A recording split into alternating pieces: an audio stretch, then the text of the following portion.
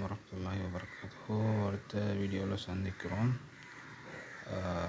போன முறை பார்த்தோம் மேல நிலையங்களை பார்த்துருந்தோம். மேல நிலையத்தில் இயல்புகள், அதில் தொழில்கள், அது எந்தெந்த இடங்களில் காணப்படும் என்பது நாங்கள் சுருக்கமாக பார்த்துருந்தோம். இப்போ ஒவ்வொரு மேலணி நிலையங்கள்ன்ற கட்டமைப்பு எந்த இடத்துல காணப்படும் தொழில்களை நாங்கள் இப்போ பார்க்க இருக்கிறோம். இப்போ பார்த்திங்கன்னா மேல நிலையத்தை ரெண்டு வகை பிரிக்கிறாங்க. ஒன்று எளிய மேல நிலையம், இன்னொன்று கூட்டு மேல நிலையம் என்று பிரிக்கிறோம். எளிய மேல நிலையத்தில் 4 வகையான மேல நிலையங்களை பார்த்துருந்தோம். எளிய செதில் மேல நிலையம் பார்த்துருந்தோம். அதே போல் எளிய கன வடிவ மேலணி பார்த்துருந்தோம். எளிய கம்ப மேலணி பார்த்துருந்தோம். ஒளிப்படை கொண்ட செதில் மேலணி என்று சொல்லி 4 வகையாக எளிய மேல நிலையத்தை பார்க்குறோம். ஒரு தனிக்கலப்படையினால் ஆக்கப்பட்டது, பல்கலப்படையினால் ஆக்கப்பட்டது நான் கூட்டு மேலணி என்று சொல்லுவோம். அதில் நிலை மாறும் மேல நிலையம் பார்த்துருந்தோம். படை கொண்ட செதில் மேல நிலையங்கள் அதில் வரக்கூடியதாக இருந்துச்சு. இப்போ பார்த்திங்கன்னா ஒவ்வொரு மேல நிலையங்கள்ன்ற இயல்புகளை பார்ப்போம். இப்போ அதில் எளிய மேல நிலையத்தில் எளிய செதில் மேல நிலையத்தை நாம் பார்ப்போம். அதில் கட்டமைப்பு எப்படி இருக்குதுன்னா, ஒரு நைஸானு சொன்னால் ஒரு மெல்லிய ஒற்றை அடுக்கு தட்டையான கலங்களாகும். சரியா? அதாவது தட்டையான அந்த கலங்கள் கீழே அந்த படத்தை பாருங்கள். தட்டையான ஒரு மெல்லிய அடுக்கு தட்டால் ஆக்கப்பட்டு தான் காணப்படுது. அதில் தோற்றம் எப்படின்னா, தரையோடு டைல்ஸ் பதிப்போமே அதே மாதிரி மிகவும் அருகருகே அது காணப்படக்கூடியதாக இருந்துச்சு. அந்த களங்கள்லாம் நெருக்கி காணப்படும். அதில் கருக்கள் மையத்தில் நல்லா தடித்த நிலையில் அந்த வீங்கிய நிலையில் அந்த கருக்கள் காணப்படும். இதெல்லாம் அது அந்த எளிய செதில் மேல நிலையத்தில் கட்டமைப்பு. சரியா? அது ஒரு மெல்லிசாக காணப்படும்.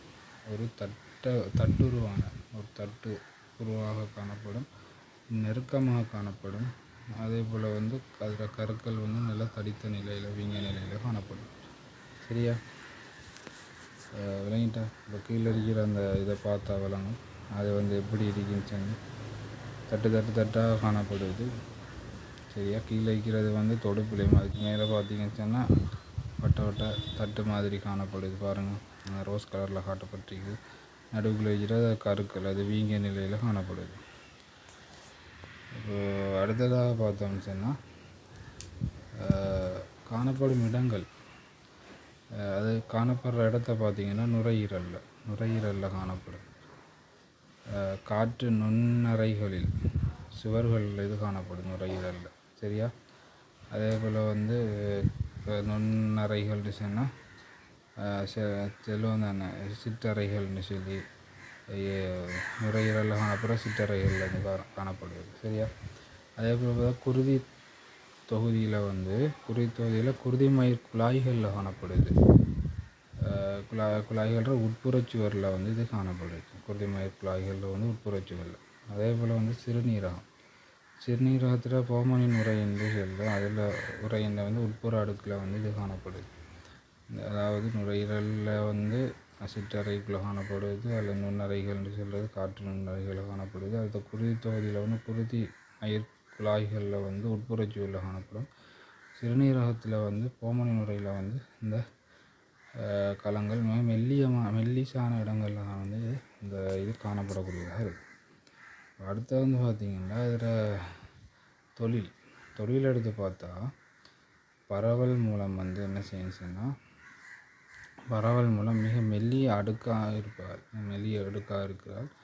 ஆக்சிஜன் மற்றும் கார்பனீரொக்சைட்டுகள் வாயுக்களை இலகுவாக பரிமாற உதவக்கூடியதாக இருக்குது. மெல்லிசாக இருக்கிறதுனால இது இடையில் ஆக்சிஜனையும் கார்பனீரொக்சைட்டையும் இலகுவாக பரிமாறிக்கொள்ள முடியும் பரவல் மூலம். சரியா? அதாவது நம்மளோட சுவாச பைக்குள்ளே நடக்கக்கூடிய செயற்பாடுகள், குருதி கலங்களுக்கும் சுவாச சிற்றறைகளுக்கு இடையில் ஆக்சிஜன்கள் மற்றும் கார்பன் டை ஆக்சைடு பரிமாறப்படும். அதுக்கு இது ஒரு ஹெல்ப்ஃபுல்லாக இருக்குது. மெல்லிசாக காணப்படும். வடிகட்டல் சிறுநீரகத்தில் கழிவுகளை வடிகட்ட பயன்படுத்தப்படுது. சரியா? சிறுநீரகத்தில் அதில் கழிவுகள் இருக்குத்தானே, அந்த கழிவுகளை வந்து வடிகட்டுறதுக்காக பயன்படுத்தும். அடுத்தது வந்து உறிஞ்சுதல் சுரத்தல். இது வந்து திரவ பரிமாற்றத்தை எளிதாக்குகிறது. சரியா, திரவங்களையும் வந்து இலகுவாக வந்து பரிமாறக்கூடியதாக இருக்குது. இந்த பரவல் மூலம் வந்து இதையும் வந்து செய்யக்கூடியதாக இருக்குது. அதாவது உறிஞ்சுதல் சுரத்தல் அதே போல் வந்து வடிகட்டல் பரவல் மூலம் வந்து பதார்த்தங்களை கடத்தக்கூடியதாக இருக்குது.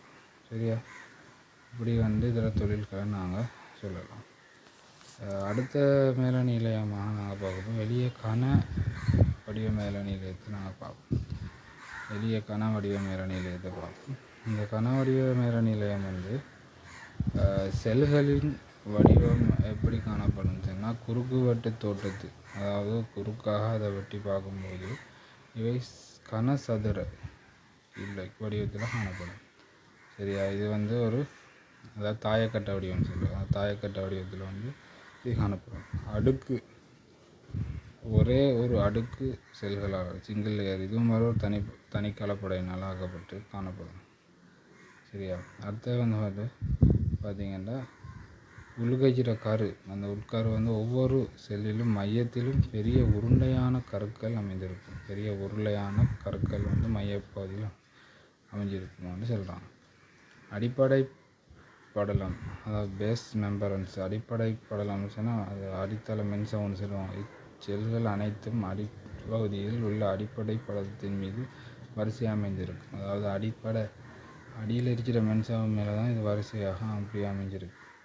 இதில் வந்து சில நுண்மயிர்கள் அதாவது பிசிர்கள்னு சொல்கிறது இது காணப்படும். சிறுநீரக குழாய்களில் வந்து சிறுநீரக குழாய்கள் போன்ற சில பகுதிகளில் வந்து உறிஞ்சும் பரப்பை அதிகரிக்க செல்லின் மேற்பகுதியில் நுண்மயிர்களால் அமைந்திருக்கும். சரியா, மேலே வந்து இந்த சிறுநீரக குழாய்களில் அதே போல் உறிஞ்சும் பகுதிகள் காணப்படுங்களா உடலில், அதிலெல்லாம் வந்து இது காணப்படுற இடத்துல சில டைம் மேல் பகுதியில் வந்து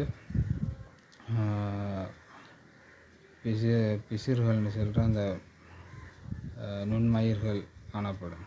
மைக்ரோவில்லி அப்படின்னு சொல்கிற அந்த நுண்மயிர்களால் வந்து இது என்ன செய்யணுச்சுன்னா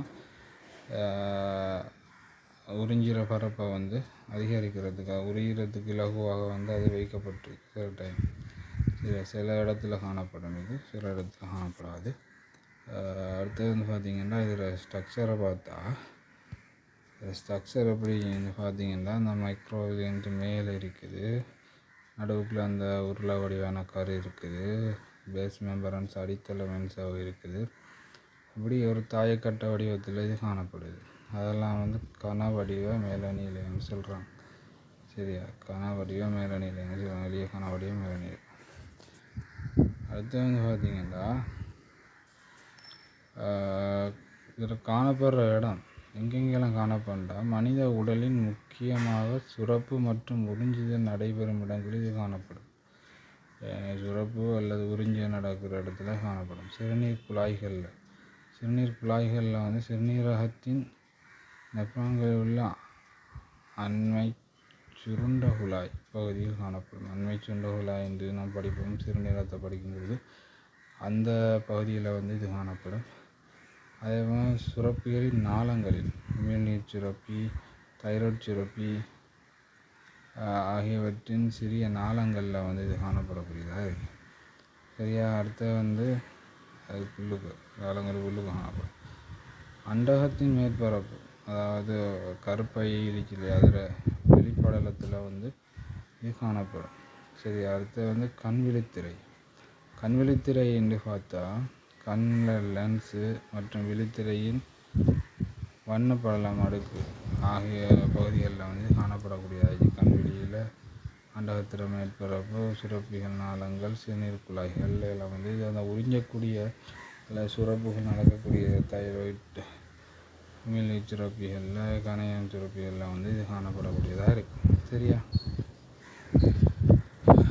அடுத்தது வந்து பார்த்திங்கன்னு சொன்னால் இதில் தொழில் என்னென்னா சுரத்தல், உறிஞ்சுதல், பாதுகாத்தல், இந்த 3 தொழிலையும் செய்யுது. அதாவது பொதுவாக அந்த மேலநிலையம் செய்யக்கூடிய தொழில்கள் தான் செய்வது சுரத்தல். அதாவது நொதியங்கள், ஹார்மோன்கள் மற்றும் பிற திரவங்கள் சுரப்பிகளில் இருந்து சுரந்து வெளியேறதுக்கு வந்து இது உதவக்கூடியதாக இருக்குது. சுரப்பிகளில் காணப்படும் வந்து படிச்சிருச்சோம். அதாவது தைராய்டு சுரப்பி, மின்னி சுரப்பிலாம் காணப்படும். அதிலிருந்து சுரப்புகளை சுரந்து வெளியேற்றுறதுக்கு வந்து இது உதவக்கூடியதாக இருக்கிறதால சுரத்தலும் வந்து இதில் ஒரு தொழில். அடுத்த உறிஞ்சுதல், அப்சர்ப்ஷன் என்று சில உறிஞ்சுதலை பார்த்தோம்னா சிறுநீரக குழாய்களில் உள்ள பயனுள்ள பொருட்கள் மீண்டும் இரத்தத்தில் உறிஞ்சப்பட உதவுதல். அதாவது மீண்டும் அந்த சிறுநீரகத்தில் உள்ள குழாய்களில் வந்து அந்த பயனுள்ள பொருட்கள் செல்லும்போது திரும்ப அதை வந்து இரத்தத்துக்கு வந்து உறிஞ்சக்கூடியதாக இது காணப்படும். சரியா, உறிஞ்சுறதுக்கு உதவக்கூடியதாக இருக்கும். அடுத்து வந்து பாதுகாப்பு, அடியுள்ள இழையங்களுக்கு லேசான பாதுகாப்பை அளித்தல். சரி, அடியில் உள்ள இழையங்கள் இப்போ தொடுப்பிலையத்துடன் தொடப்பு பட்டுச்சு, அந்த இழையங்களுக்கு வந்து ஒரு பாதுகாப்பாக வந்து இது கருதப்படுது. அதாவது எளிய கனவடிவ மேலணி இழையம். பிற தொழில்களை பார்த்தாச்சு. இப்போ அடுத்ததான்